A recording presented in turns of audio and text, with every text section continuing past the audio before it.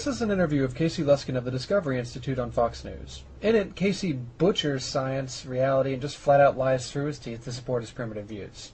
Now, please note that this is the same clown who felt himself qualified enough to critique a peer-reviewed publication about the evolution of the tetrapod arm without even knowing the names of the major bones of the arm.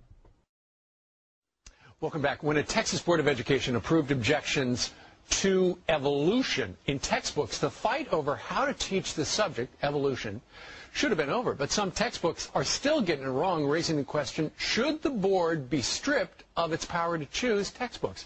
Joining us right now from the Discovery Institute, an organization that has been heavily involved in the Texas case, is Casey Luskin. Good morning to you, Casey. Thanks for having me. Okay.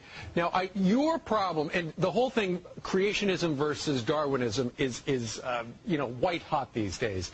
Your main problem with science books is that they take a one-sided look at evolution, right? That's exactly right. Unfortunately, the vast majority of biology textbooks today really censor from students any of the science that challenges Darwin. No, Luskin, the science doesn't challenge Darwin. You simply don't understand science and don't understand how factually inept your arguments are. For example, let's take a flat earther who stands up and says, yeah, well, if the earth is really round, then why don't all the Asian people fall off of the bottom? That's exactly what Luskin is doing. He's not understanding the arguments and therefore views the concept, around earth, evolution, as being false because he thinks that he has this big hole. But again, his knowledge is so limited that he doesn't understand that those quote-unquote holes don't really exist. This is not about teaching creationism. This is simply about allowing students to hear about some of the evidence that challenges evolution as well as the evidence that supports it. Right, exactly. Now, and you told me during the break about 100% of the mainstream books get it wrong regarding evolution. And for instance, Haeckel's embryos, how do they get that wrong, all the books? Well, there are biology textbooks in use today that use these drawings of vertebrate embryos, things like chickens and cows and humans.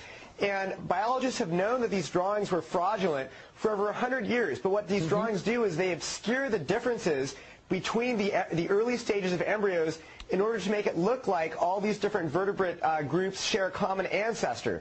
But we've known for hundreds of years, for decades, that these drawings are fraudulent, and they are still in many textbooks that are used today.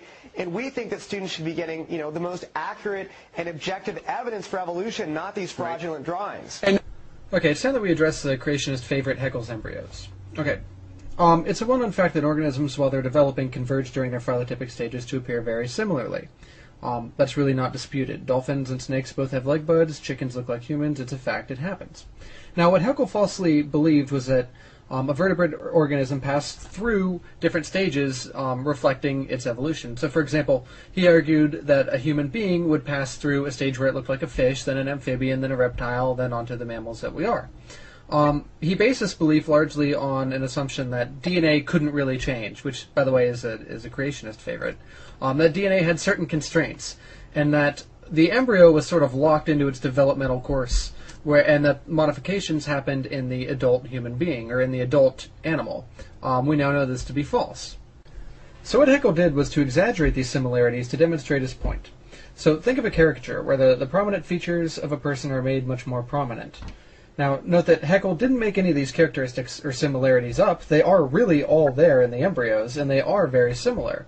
That being said, however, exaggerating them still isn't acceptable in science, which is why Haeckel's embryos are viewed the way they are. Note that the ironic thing about this is that Luskin is doing the same exact thing Haeckel did.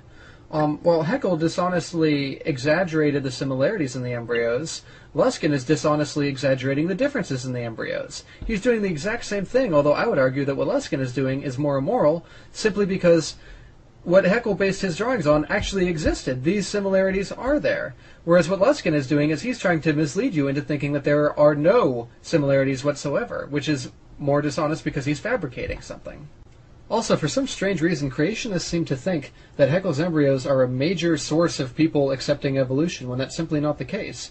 The similarities during development are nowhere near the strongest pieces of evidence supporting evolution, but instead they simply focus on this one thing because that's all that they can grasp at.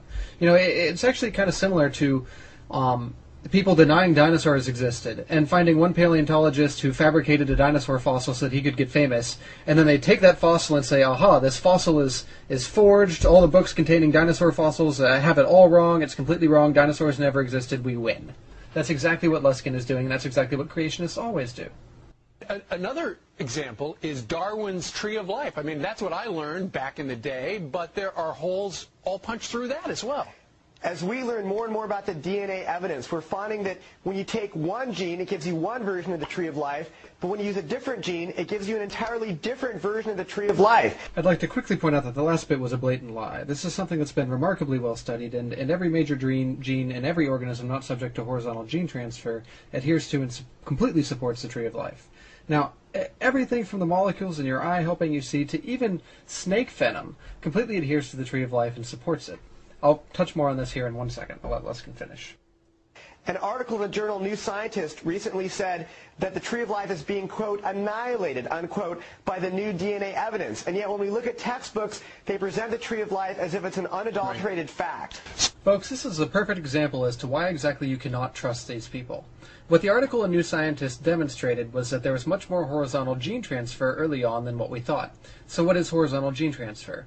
Well, it basically happens when two organisms of different species swap genes with each other.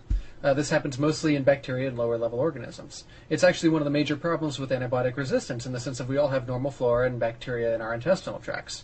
Well, what happens when we take antibiotics is that we select for our normal flora that are resistant to those antibiotics because they have the resistant genes. Now what happens later on when we get a pathogenic infection is that the genes, that those resistance genes from our normal flora can actually be passed to the pathogenic bacteria, causing them to become resistant to antibiotics too.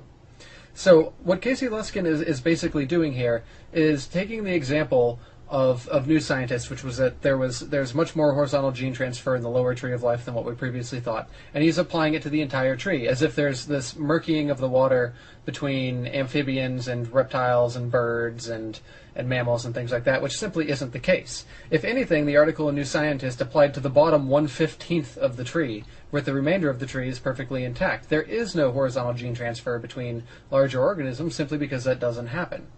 Now, as far as why shouldn't that be included in the textbook, do you really think that it's appropriate to be telling a third grader, well, it's not really the Tree of Life, it's actually the web of life because there's much more horizontal gene transfer in far primitive organisms?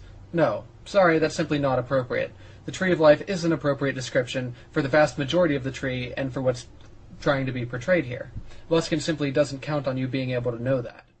So what it comes down to for you is 100%, near 100% of the textbooks get it wrong. You're not taking a side whether evolution is right or creationism right. You're just simply saying if the textbooks are going to be teaching evolution, get it right because everybody's getting it wrong.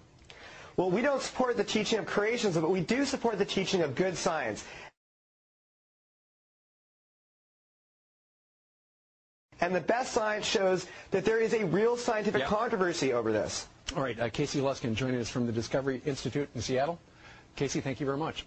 Thank you. There may be some sort of controversy in the land of dishonest troglodytes, but in the scientific community, there is no controversy, and there hasn't been for at least 100 years. Now, what gets me here the most is probably the hypocrisy. So, I mean, here we have a guy who's willing to go on the picture tube and tell lie after lie after lie and butcher science at the same time claiming to have the moral position and preserve science. I mean, even Holocaust deniers don't stoop to this level of hypocrisy. Casey Luskin of the Discovery Institute, ladies and gentlemen, give him a hand. And here it is, your moment of Zen.